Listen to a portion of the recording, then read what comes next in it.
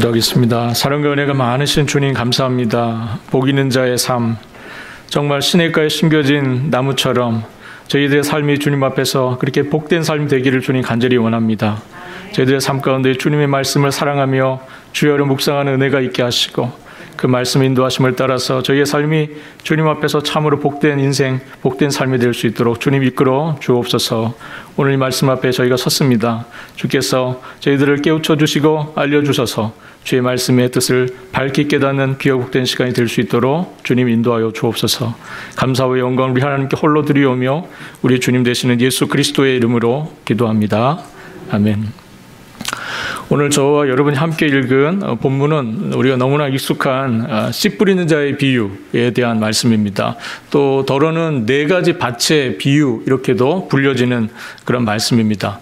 오늘 본문을 보면 예수님께서 비유의 말씀을 해주시고 또 직접 그 비유가 어떤 의미를 갖고 있는지를 또 해석까지 해주십니다.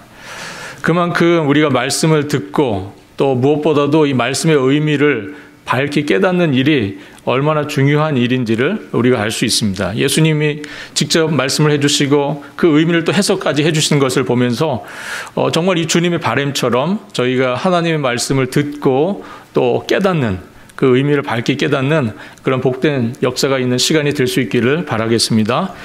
복음서를 보면 예수님께서 많은 비유의 말씀들을 해주셨습니다. 특별히 예수님께서 그 비유의 말씀을 해주시면서 목적하시고 뜻하신 바는 하나님의 나라의 비밀을 알려주시는 겁니다. 그 비유를 통해서 백성들이 듣는 자들이 하나님의 나라가 어떤 곳인지, 하나님의 나라가 어떻게 우리 가운데 임하는지, 하나님의 나라가 어떻게 역사하는지를 알려주신다 하는 겁니다. 그래서 비유에는 하나님 나라에 대한 마스터 플랜이 들어있다고 할 수 있습니다. 어떤 의미에서 비유의 말씀을 이렇게 읽어보면 이 비유라는 게 항상 이렇게 직접 말하는 게 아니잖아요. 이게 직접 화법이 아니거든요. 어떤 의미에서는 조금 돌려서 말하는 것 같고 어떤 의미에서는 조금 더 애둘러 말하는 것 같은 그런 것이 비유의 말씀입니다. 그러나 우리가 이 비유의 말씀을 우리가 예수님께서 하신 두 가지의 중요한 이유가 있습니다. 먼저 예수님께서 비유로 말씀하시는 첫 번째 의도는 이거라고 생각됩니다. 우리가 말씀을 들을 때 좀 더 생각하고 우리가 말씀을 들을 때에 좀 더 곱씹어 보라는 그런 의미가 있다고 생각합니다. 우리가 비유를 들으면 그 의미가 무엇인지를 생각해 보고 그 의미를 곱씹어 보게 됩니다. 우리가 비유를 들으면 생각해 보게 되고 또 이렇게 그것을 되뇌다 보면 마치 우리가 물꼬가 터지고 마치 뚝이 터지는 것처럼 우리의 이 생각에 뚝이 터지고 우리의 머릿속에 우리의 마음속에 그 말씀의 의미가 깨우쳐지는 그런 일들이 있습니다. 이것이 비유를 예수님께서 우리에게 비유로 말씀하신 하늘나라의 그 비밀을 우리에게 비유로 말씀하시는 첫 번째 이유가 아닐까 생각됩니다. 오늘 본문을 봐도 평소에 질문이 없었던 제자들이 이 예수님의 비유의 말씀을 듣자마자 질문을 던지죠. 그것이 어떤 의미냐고 묻습니다. 우리가 이 본문을 보면 그러자 예수님의 이 제자들의 요구를 받고 예수님께서 비유의 의미를 따로 그들에게 설명을 해주십니다. 우리가 말씀을 읽을 때가 있죠. 우리가 말씀을 또 이렇게 사랑해서 읽을 때가 있는데 다 이해가 되시나요? 이해가 잘 안 될 때가 많습니다. 그죠? 그러면 어떻게 해야 할까요? 질문해야 되겠죠. 오늘 제자들이 주님의 비유의 말씀을 듣고 이해가 되지 않았습니다. 그래서 제자들이 예수님께 그 의미를 물어봤어요. 마찬가지로 저희도 하나님의 말씀을 읽을 때에 우리가 이 의미를 참 알기가 어려울 때가 종종 있습니다. 그럴 때 우리가 질문해야 하는 것이죠. 누구에게 질문합니까? 주님께 질문을 하셔야죠. 이 말씀을 하신 분께 물어봐야 되지 않겠습니까? 너무나 당연한 거죠. 제가 만약에 어떤 이야기를 드렸는데 여러분들이 제 말의 의미를 잘 이해를 못하겠다 하시면 어떻게 하셔야 합니까? 저에게 물어보셔야죠. 마찬가지입니다. 이 하나님의 말씀이 우리에게 기록되어져서 우리에게 전달되었습니다. 그런데 읽는데 이해가 되지 않으세요. 그럼 어떻게 하셔야 합니까? 주님께 물으셔야죠. 기도 가운데 성령께 물으십시오. 우리 성령 하나님께서 이 말씀을 기록하셨는데 우리에게 전달하셨죠. 그렇다면 이 말씀을 기록하신 분께 여쭈셔야죠.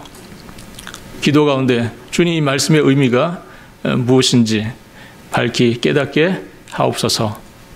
그런 기도가 여러분들에게 있기를 바랍니다. 그럼 우리 주님께서 분명히 알려주실 겁니다.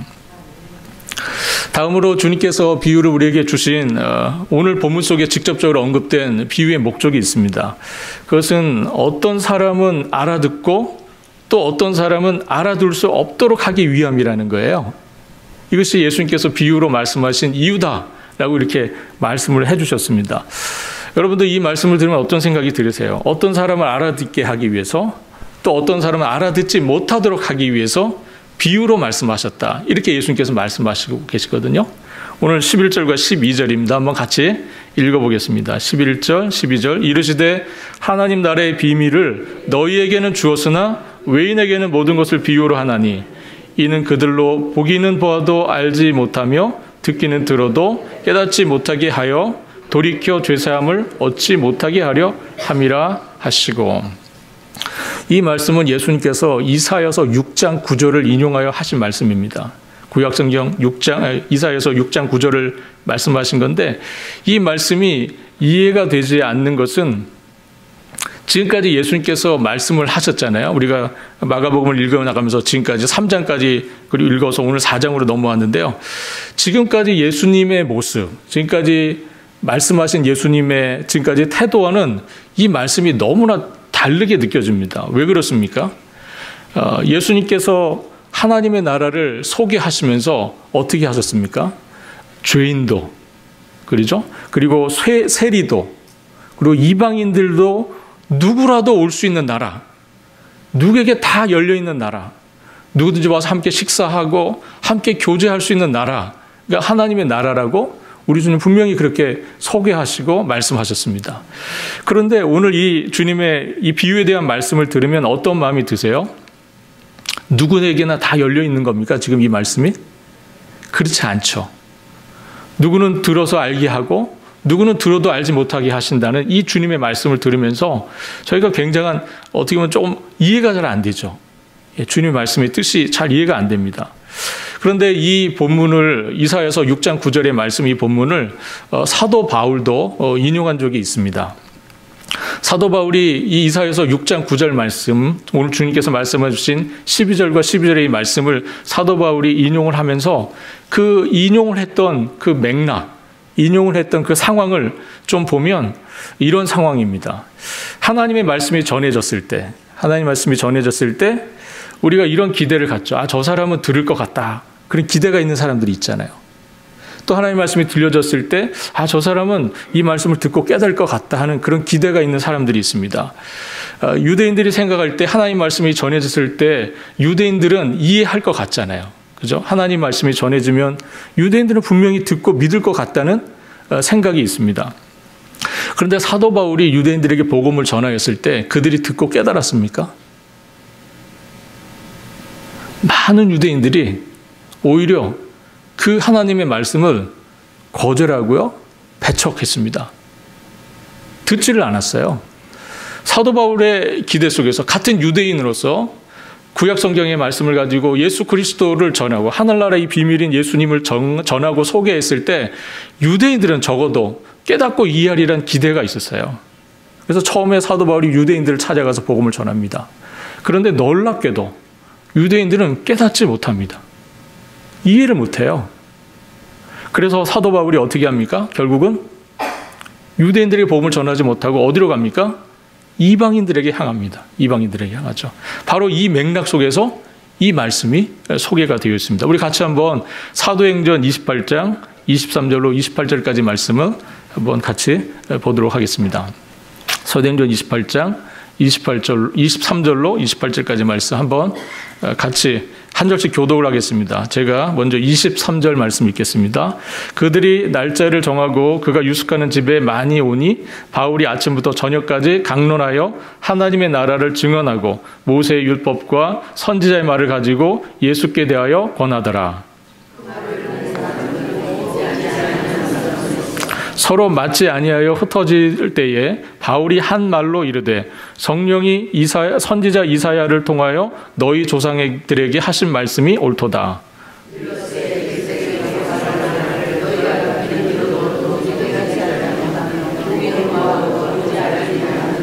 이 백성들의 마음이 우둔하여져서 그 귀로는 둔하게 듣고 그 눈은 감았으니 이는 눈으로 보고 귀로 듣고 마음으로 깨달아 돌아오면 내가 고쳐줄까 함이라 하였으니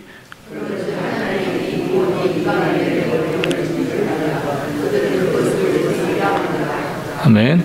네, 여러분 사도 바울이 기대했던 복음을 했을 때 기대했던 유대인들은 결국은 복음을 뭐 했습니까?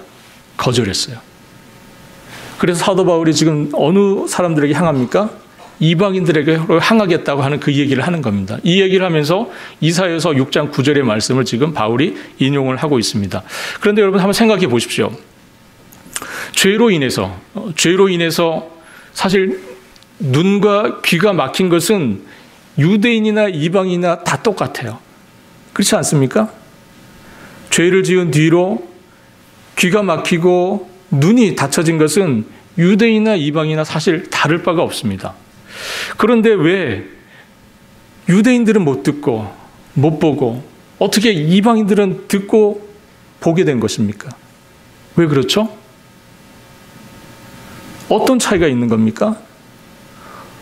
죄로 인해서 귀가 막히고 눈이 닫혀진 것, 영적으로 깨닫지 못하는 이 문제에 대해서는 사실 유대인이나 이방인이나 다를 바가 없어요.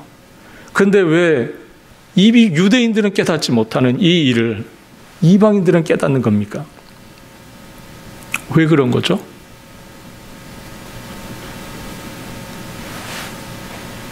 도대체 뭐가 있는 겁니까? 여기에는 뭐가 있는 겁니까? 왜일까요? 이유는 딱 하나입니다. 이방인들에게 하나님의 은혜가 임한 겁니다.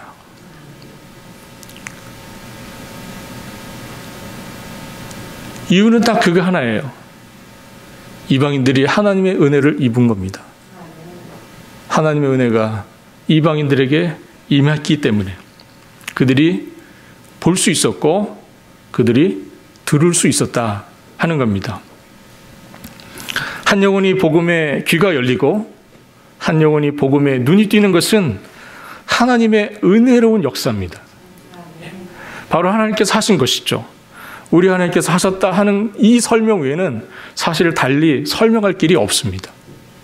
하나님의 놀라운 은혜가 그들에게 임하여서 그들의 눈이 띄어진 것이고 그들의 귀가 열려져서 하늘나라의 복음을 보고 하늘나라의 복음을 들을 수 있었던 겁니다.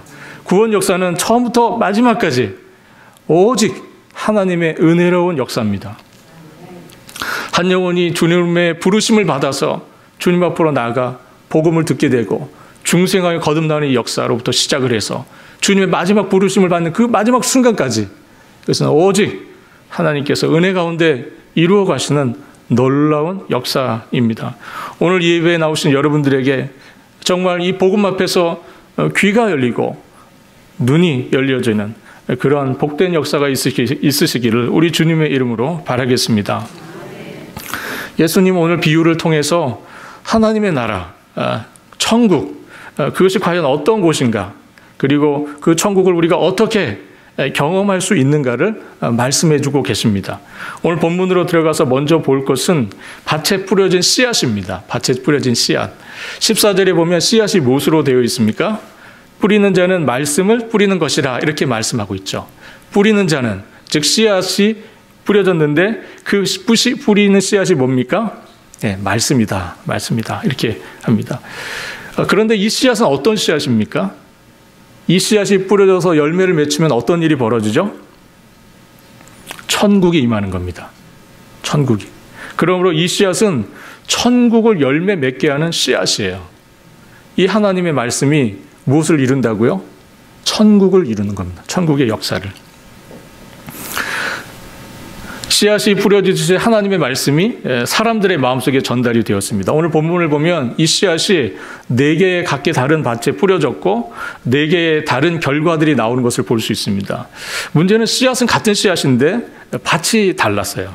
이것이 오늘 우리가 이해해야 될 아주 중요한 것입니다. 본문의 밭은 어떤 영적인 상태인지, 또 그 본문의 밭은 우리의 마음의 상태가 어떤지를 보여주는 것이라고 오늘 본문 속에서 소개를 하고 있습니다.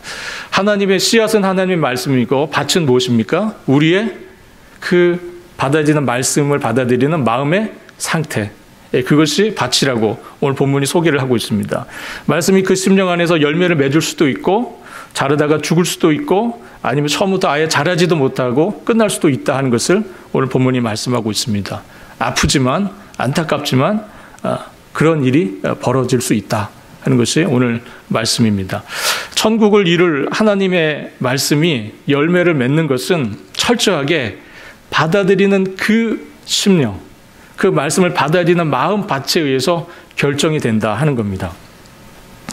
어떻게 보면 우리가 어떻게 하면 우리가 천국을 살 수 있을까요? 어떻게 하면 우리가 우리의 심령 가운데 천국을 이루고 궁극적으로 우리가 하나님의 나라를 이루며 살 수 있겠습니까? 오늘 천국을 이루는 씨앗이 말씀이라는 사실을 생각해 볼 때 중요한 것은 그 말씀을 우리의 마음속에 담아두고, 그 하나님의 말씀이 우리 가운데 싹이 틔어지고 그 말씀이 자라서 열매를 맺을 때 우리의 심령에 천국이 임하는 겁니다. 그렇게 하기 위해서는 어떻게 해야 될까요?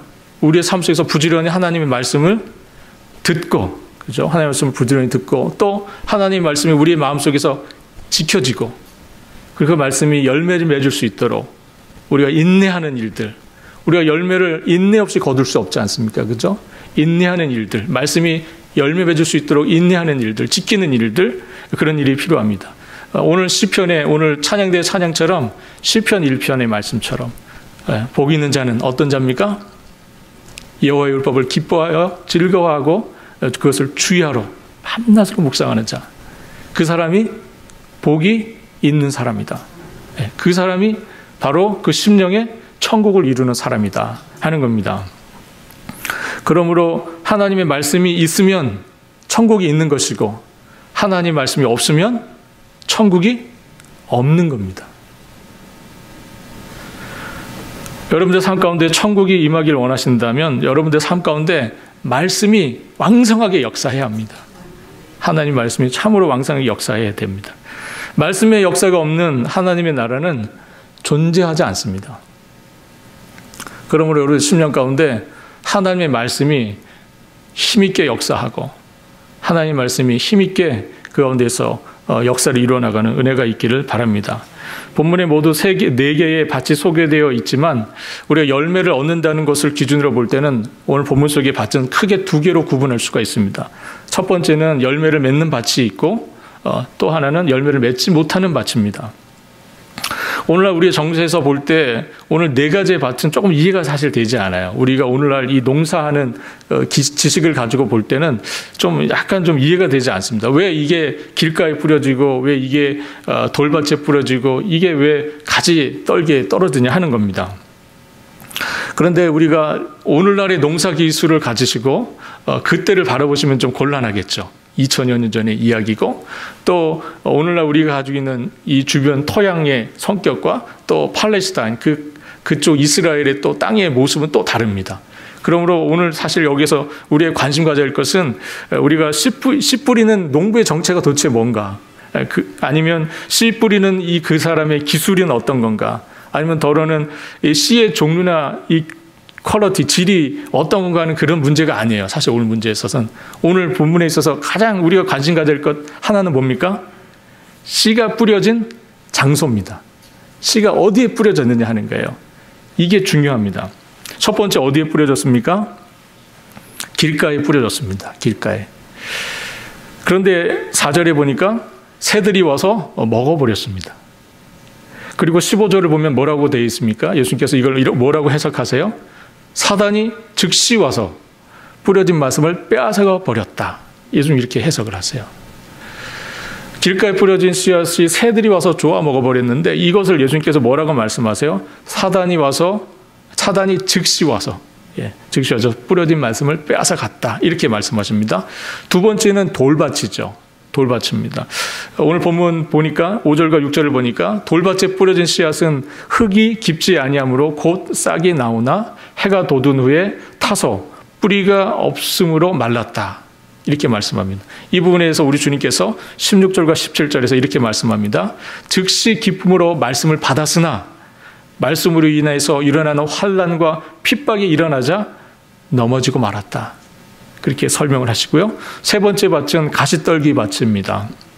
가시떨기에 떨어진 씨앗인데요. 그 7절을 보니까 가시가 기운을 막아서 결실하지 못하게 했다. 이렇게 말씀을 하고요. 그 말씀을 설명한 18절과 19절을 보면 말씀을 듣기는 하되, 이 사람이 말씀을 들은 거예요. 듣기는 하되 세상 염려나 재물의 유혹과 기타 욕심이 말씀을 막았다 그랬어요. 말씀을 막아서 결국은 결실하지 못하게 했다. 이렇게 주님께서 말씀을 하십니다. 지금 이 세 가지 밭은 결실하지 못한, 열매를 거두지 못한 밭의 이야기입니다. 돌밭에 뿌려진 두 번째 돌밭은 어떤 의미입니까? 외부에서 오는 시련, 박해나 핍박 때문에 결국은 그것을 견디지 못하고 열매를 거두지 못한 이해고요. 세 번째 가시떨기 밭에 뿌려진 씨앗은 그 안에서 유혹과 욕심이 그 마음에서 일어나서 그 내적인 문제 때문에, 내적인 장애 때문에 결국은 말씀을 결실하지 못하는 그러한 예입니다. 결국 돌밭과 가시밭은 그 마음에 내적으로 또는 외적으로 여러 가지 시험과 어려움이 와서 결국은 결실하지 못했다는 의미입니다. 마지막으로 네 번째 좋은 밭은 오늘 말씀처럼 30배, 60배, 100배의 결실을 거뒀다라고 주님께서 말씀해 주십니다. 오늘 이 본문의 말씀을 제가 설명해 드렸는데 여러분들 이 네 가지 밭을 들으시면서 여러분들의 마음 밭은 지금 어떤 상태이십니까? 이 네 가지 밭을 우리 주님께서 말씀하시는데 여러분들 각자의 마음의 상태를 들여다보실 때 여러분들의 마음의 밭은 지금 이 네 가지 밭 중에서 어떤 상태에 계십니까? 나는 말씀에 어떻게 반응하고 있느냐 하는 것이죠.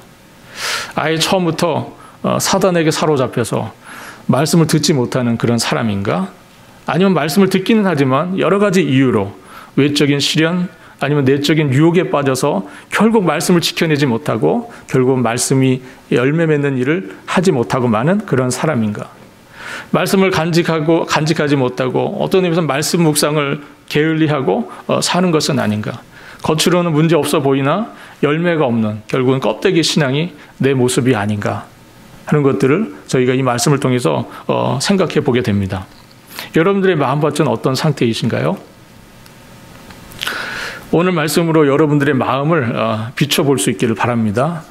신앙의 성장과 성숙, 그것은 하나님의 말씀으로 우리 자신들 돌아보는 것이잖아요.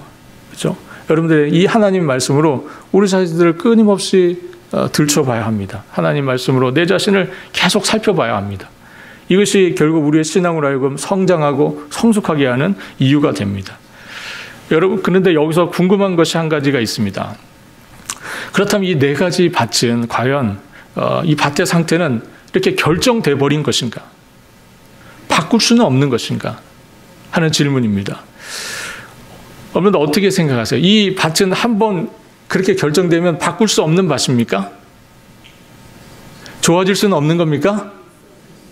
네, 좋아질 수 있습니다. 네, 좋아질 수 있습니다. 오늘 비유를 통해서 우리가 우리의 마음을 확인하는 것도 중요한 일이지만 더 중요한 거, 오늘 본문의 말씀을 우리 주님께서 말씀하시는 의도는 이것일 거예요. 모두가 좋은 밭이 되기를 원하시는 주님의 마음이 아닐까요? 어떻게 하면 좋은 밭이 될 수 있는가 하는 것이죠. 여러분, 이 답을 찾기 위해서 본문의 비유가 소개하는 우리 이 본문은 사실 마태, 마가, 누가 우리가 공관복음이라고 하는 이 복음서 세 곳에 다 소개가 되어 있는 말씀입니다. 오늘 본문은 4장 20절에 우리가 본 말씀을 보면 마지막 절에 보면은요 어떻게 되어 있습니까? 말씀을 듣고 받아 이렇게 되어 있죠. 말씀을 듣고 받아 이렇게 되어 있습니다. 그런데 병행본문인 마태복음을 보시면 마태복음 13장 23절입니다. 같이 한번 읽어볼까요? 마태복음 13장 23절 말씀을 듣고 깨달아 이렇게 되어 있고요. 누가복음은 어떻게 되어 있습니까? 말씀을 듣고 지키어 인내로 결실을 했다 이렇게 말씀합니다. 마가복음 오늘 본문은 말씀을 듣고 받아 결실하였고요. 마태복음은 말씀을 듣고 깨달아서 결실하였다 이렇게 되어 있고요. 누가복음은 말씀을 듣고 지키어 인내로 결실했다 이렇게 말씀을 합니다. 먼저 누가복음을 보면 이 비유 속에서 말씀을 듣고 지키어 인내로 결실했다고 이렇게 말씀을 하는데 이것은 마치 우리가 사도행전 17장에 보면 베레아 사람들이 있잖아요. 이 베레아 사람들 어땠습니까? 하나님 말씀을 들었을 때 어떻게 했죠? 이 사람들이요? 간절한 마음으로, 그죠? 간절한 마음으로 말씀을 받고 그 말씀이 그러한가 하여 성경을 상고했다, 연구했다. 그렇게 말씀합니다. 마치 그 베레아 사람들처럼 하는 거죠. 말씀을 듣고 지키어 인내로 결실하는 그런 모습입니다. 하나님의 말씀을 빼앗기지 않도록 들은 말씀을 뭐 하는 거예요? 지키려고 하는 거. 인내로 계속 붙들고 있는 거. 그러한 모습입니다. 그러한 가운데 말씀이 열매를 맺게 되었다. 누가복음은 이렇게 말씀합니다. 결국 우리가 하나님의 말씀이 우리의 심령 가운데 뿌려지고 들려졌을 때 열매를 맺는 수 있는 건 어떤 상황입니까? 우리가 말씀을 듣고 인내할 때. 말씀을 듣고 인내할 때, 그럴 때 말씀이 열매를 맺어지게 되는 것입니다. 말씀을 들었다면 빼앗기지 않도록 인내로 지키는 일이 중요합니다. 그래야 말씀이 결실하여서 결국 그 심령 가운데 천국이 이루어지는 겁니다. 다음으로 마태복음을 보면 마태복음은 이렇게 소개를 하고 있습니다. 말씀을 듣고 깨달아서 열매를 얻었다. 이렇게 소개를 합니다. 말씀의 열매를 맺기 위해서 들은 말씀을 어떻게 하는 일이 중요합니까? 깨닫는 일이 중요하다 하는 겁니다. 깨닫는 일. 여러분들 하나님 말씀을 들었을 때 여러분들 심령 가운데 깨달아지는 역사가 있기를 바랍니다. 네, 우리가 하나님 말씀을 들었고 깨닫는 일이 굉장히 중요합니다. 깨달음이 없는 이들은 어떻게 해야 합니까? 내가 하나님 말씀을 들었는데 깨달음이 없어요. 그럼 어떻게 하셔야 합니까? 기도하셔야 합니다. 기도하셔야 합니다. 정말 기도하셔야 됩니다. 우리 한번 야고보서 1장 5절로 8절까지 말씀 한번 같이 보겠습니다. 야고보서 1장 5절로 8절 함께 읽겠습니다. 너희 중에 누구든지 지혜가 부족하거든 모든 사람에게 후히 주시고 꾸짖지 아니하시는 하나님께 구하라. 그리하면 주시리라. 오직 믿음으로 구하고 조금 더 의심하지 말라. 의심하는 자는 마치 바람에 밀려 요동하는 바다 물결 같으니 이런 사람은 무엇이든지 주께 얻기를 생각하지 말라. 두 마음을 품어 모든 일에 정함이 없는 자로다. 하나님 말씀이 깨달으지 않으세요? 어떻게 하셔야 합니까? 그렇죠. 기도하셔야죠. 기도하셔야죠. 기도하시면 우리 하나님께서 어떻게 하신다고 하십니까? 왜 그것도 몰라 하고 혼내주신답니까? 꾸짖지 아니하시겠다고 하십니다. 꾸짖지 않겠다. 하나님께 구하라. 그리하면 주시리라. 이렇게 말씀. 오직 믿음으로 구하고 조금 더 의심하지 말아라. 반드시 깨달음을 얻게 될 것이다. 그렇게 주님께서 약속하여 말씀하십니다. 우리가 하나님 말씀을 듣고 배우는 그런 깨닫는 주님의 제자가 다 될 수 있기를 바랍니다. 하신 말씀의 뜻과 그 본질과 그 말씀의 정신을 제대로 파악하고 그것에 순종하는 주님의 제자들 다 될 수 있기를 바랍니다. 마지막으로 마가복음 오늘 본문에서 이 열매는 어떻게 맺혀집니까? 말씀을 듣고 받아라고 소개되어 있어요. 말씀을 듣고 받아. 말씀을 듣고 그것을 바로 뭐합니까? 받아들였어요. 바로 그냥. 예.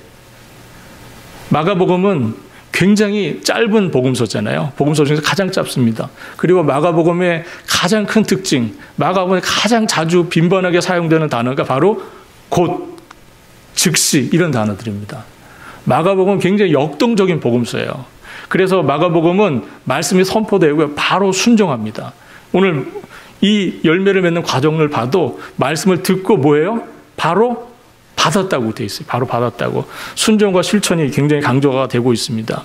즉 우리가 하나님 나라의 복음의 열매를 거두기 위해서 우리가 그 주에게 주신 말씀이 열매를 거두기 위해서는 뭐 하는 게 필요합니까? 바로 말씀에 순종하는 즉각적인 순종, 이것이 굉장히 요청이 됩니다. 종이 주인에게 보여야 할 태도는 뭡니까? 종의 태도는 뭡니까? 순종이죠. 즉각적인. 주인이 요청했습니다. 그러면 어떻게 해야 합니까? 종은 바로 순종해야 합니다. 바로 그겁니다. 들은 대로 행동해야 하는 것. 이유와 설명이 없이 들었느냐? 순종하라. 이겁니다. 이 말씀을 듣고 받아가 가장 극적으로 나타난 사건이 이 뒤에 조금 나가시면 읽어보시면 35절로 39절까지 나옵니다. 이 듣고 받아가 가장 드라마틱하게 나타난 사건이 있습니다. 그것이 35절로 39절에 소개가 되어 있습니다. 같이 한번 읽어보도록 하겠습니다. 같이 쭉 있습니다. 그날 저물 때에 제자들에게 이르시되 우리가 저편으로 건너가자 하시니 그들이 무리를 떠나 예수를 배에 계신 그대로 모시고 가매 다른 배들도 함께 가더 하더니 큰 광풍이 일어나며 물결이 배에 부딪혀 들어와 배에 가득하게 되었더라. 예수께서 고물에서 베개를 빼고 주무시더니 제자들이 깨우며 이르되 선생님이여 우리가 죽게 된 것을 돌보지 아니하시나이까 하니 예수께서 깨어 바람을 꾸짖으시며 바다더러 이르시되 잠잠하라 고요하라 하시니 바람이 그치고 아주 잔잔하여지더라. 아멘. 오늘 이 사건이 언제 있었습니까? 그날 밤. 예수님께서 이 비유의 말씀을 하신 그날 밤에 있었던 일입니다. 바로 그날 밤에. 어떤 일이 벌어졌습니까? 예수님과 제자들이 배를 타고 가는데 풍랑이 일었습니다. 배에 물이 차오르고 배가 뒤집혀질 것 같아요. 제자들이 너무나 다급했고 주님께 요청합니다. 그러자 주님께서 어떻게 하십니까? 잠잠하라, 고요하라. 누구에게 하신 말씀입니까? 제자들인가? 야, 시끄럽게 소리 떨지 말고 방정 떨지 마. 그런 건가요? 그게 아니죠. 어디를 향해서 주님께서 말씀하신 겁니까? 바람과 바다를 향해서 잠잠하라, 고요하라. 그래서 어떤 일이 벌어졌습니까? 바람과 바다가 즉각 순종하였습니다.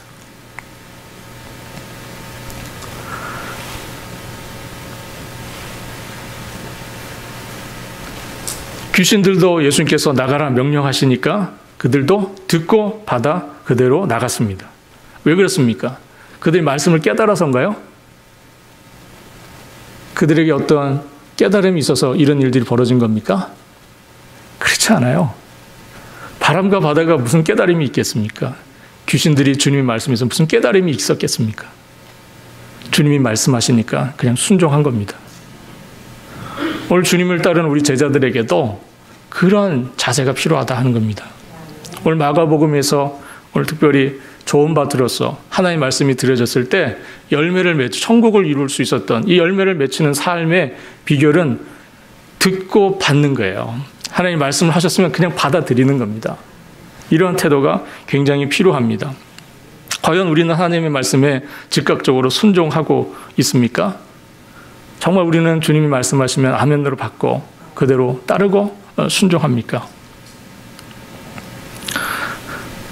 마태복음은 내가 하나님 말씀을 들었느냐?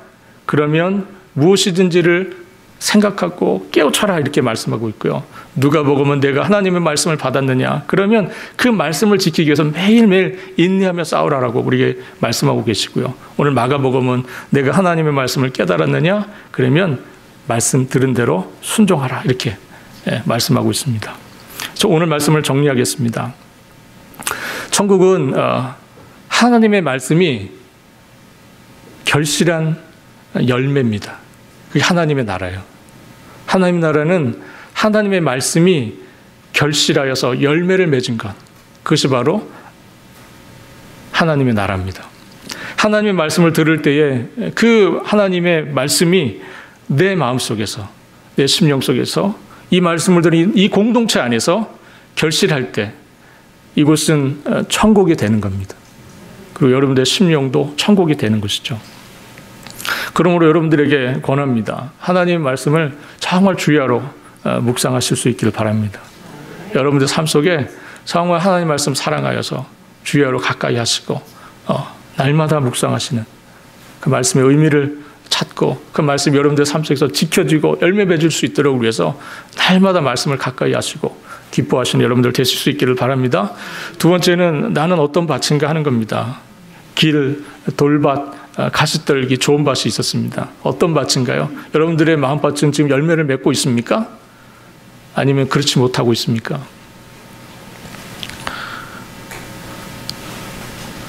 여러분들의 삶 속에 이 말씀을 가지고 여러분들의 마음의 밭을 돌아볼 수 있는 은혜가 있기를 바랍니다. 저는 마지막으로 이 이야기를 한마디만 더 드리고 오늘 말씀을 마치도록 하겠습니다. 과연 이 네 가지 밭은 완전히 구별된 것인가 아니면 구별된 것인가 하는 거예요. 아마도 이 네 가지 밭은 여러분들의 마음속에 항상 이렇게 공존하는 것 같습니다. 예.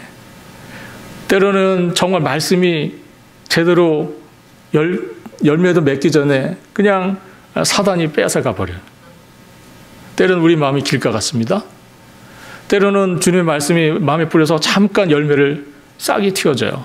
그런데 온갖 세속의 유혹과 걱정과 염려가 엄습하고 또 때로는 밖에서 외부적으로 핍박과 환란이 옵니다. 그러니까 이 말씀이 자라다가 그냥 사라져버리고 마는. 그렇지 않습니까? 우리의 마음이 항상 길가 같기도 하고 돌밭과 같기도 하고 가시떨기 같기도 하다는 생각이 듭니다. 때로는 좋은 열매를 맺는 그런 좋은 밭일 수도 있을 겁니다. 여러분들 파종한 후에 봄비가 내리죠. 그렇지 않습니까? 파종 후에 봄비가 내려야 하고 그리고 추수를 앞두고는 가을비가 내려야 합니다. 그래야 풍성한 열매를 거둘 수 있습니다. 농사가 그렇죠. 마찬가지로 우리의 심령 가운데 하나님의 말씀의 씨앗이 뿌려졌습니다. 이 말씀이 자라기 위해서는 성령께서 우리의 심령 가운데 단비를 내려 주셔야 합니다. 성령께서 여러분들 심령 가운데 단비를 뿌려주시기를 바랍니다. 오늘 여러분들 심령 속에 떨어진 말씀이 결실을 하기 위한 성령의 복된 단비의 역사가 이 시간 여러분들에게 임하기를 바랍니다. 뿌리고 심는 수고는 우리의 몫이지만 자라게 하시는 것은 하나님이십니다. 성령 하나님께서 여러분들의 묵은 땅과 우리의 묵은 마음의 밭을 기경해 주시고 부드러운 마음 주시기를 바라고요. 무엇보다도 뿌려진 이 말씀의 씨앗이 성령의 단비를 맞아서 복되게 열매를 100배, 60배, 30배로 거둬들이는 복된 역사가 우리 공동체 안에 또 여러분들의 심령 가운데 있기를 우리 주님의 이름으로 축원합니다. 기도하겠습니다. 하나님 아버지, 오늘 저희들에게 주신 말씀을 통해서 저희가 우리의 마음의 상태를 살피고 이 공동체의 마음을 주님 살핍니다. 주님께서 우리 가운데 주신 이 말씀이 정말 성령의 단비를 맞아서 하나님 30배, 60배, 100배의 귀한 열매를 거두며 하나님 이 공동체가 정말 천국으로 화하는 귀하고 복된 역사를 주님 허락하여 주시고 우리의 심령 가운데 천국이 이루어지는 복된 역사를 허락하여 주옵소서. 감사와 영광을 우리 하나님께 홀로 드리오며 우리 주님 되시는 예수 그리스도의 이름으로 기도합니다. 아멘.